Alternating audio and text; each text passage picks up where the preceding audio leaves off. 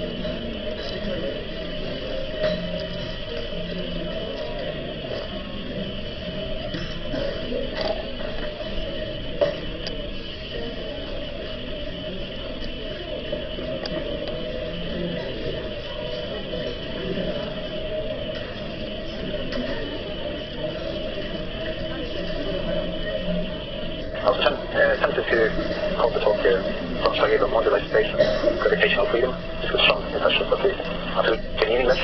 So the word gravity here refers to the gravity operator. I've never met anyone who knows what you actually call it, the gravity operator. Doesn't seem to have anything to do with gravity.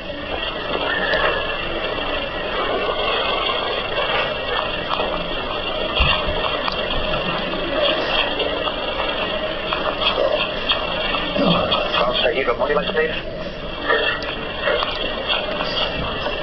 Freedom of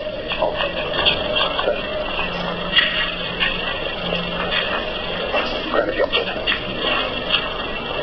I should say that this is joint work with Tom Peterson.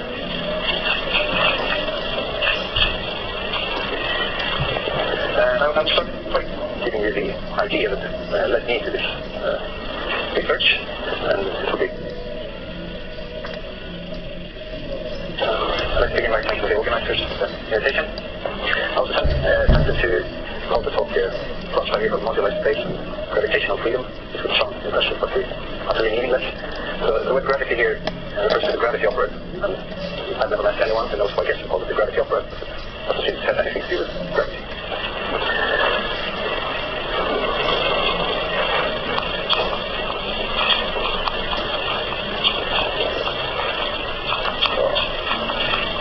Cross-variable moduli space and freedom of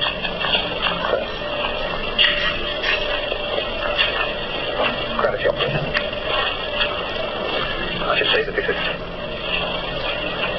joint work with Tom Peterson.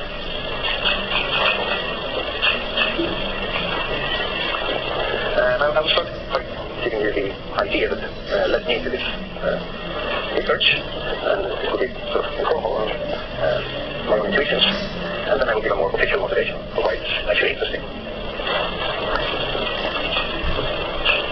So, idea. We call the moduli space of Riemann spheres with n points. So, it's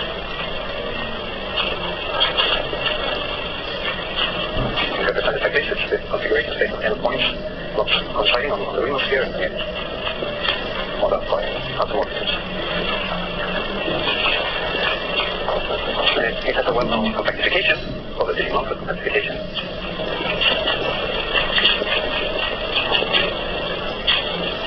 M bar, 0m.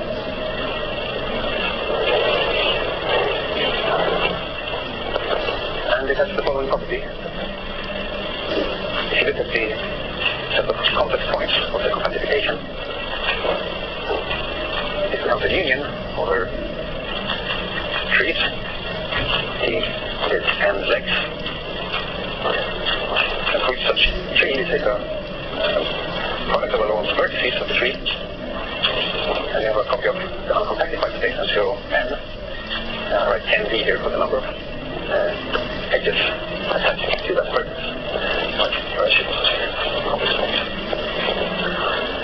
So this is true as sets, and you can read this or package it in a complex form by saying that the set of complex points of the compactified spaces is the free cyclic operator of sets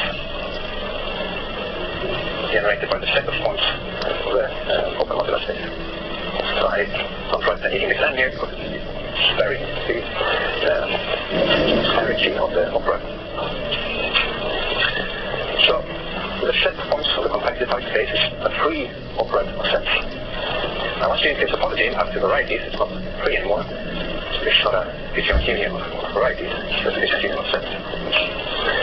But you still see some remnants of this fact when you pass to topology, or you have the following result. So should I say what cyclic operator is? So the math of operators, we have, so I like to use pictures here. So you have some operation with some number of inputs, and you can compose another operation with some other set of number of inputs by composing each of the I inputs. Something like this. And operators are based on rooted trees, where you're from. You always have specified outputs. In a cyclic operator, you don't have any specified outputs, so you have just trees. You have to specify not just which input you're graphing into, but also which of the variables here you consider as the output of this operation. Well, I'm not sure I will be able to match the number of clicks here. The second operand only has to specify what you consider the output. And I think it's simply proper for a new line to encode what you see here.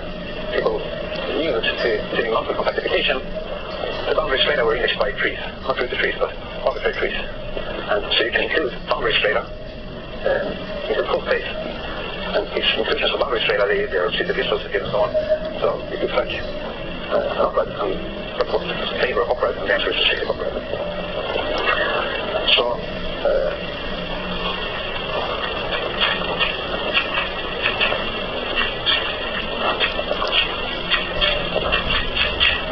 I think the topology we get as a result is this Serrano insight. What's called cyclic possibility.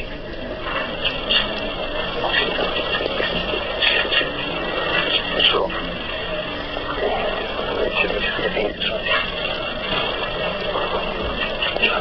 we shift degree by 0.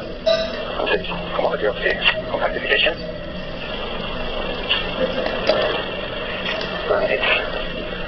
So looking here, the compactified space, the collection of sets is free. If you go to homology, it's not free anymore, but it's the next best thing.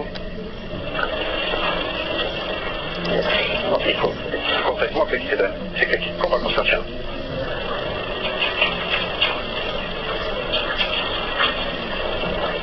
On the example.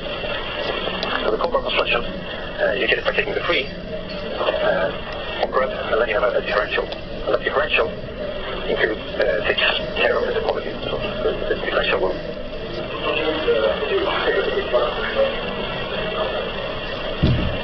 again. This is a co-operand. And so this is what gets called the gravity co-operand.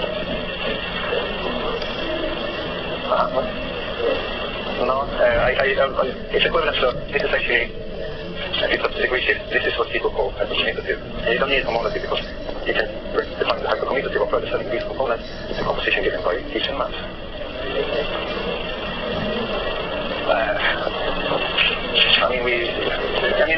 So here it's a different union, right? But it's not a different union as varieties. So it's not true that it's free in a topological sense.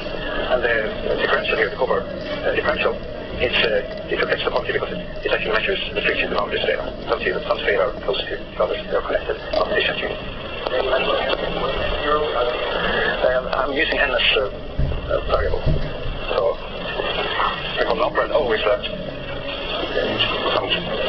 collection of one for every index n. The index n is called arity. And I'm not writing the n all the time. And the dual version here is that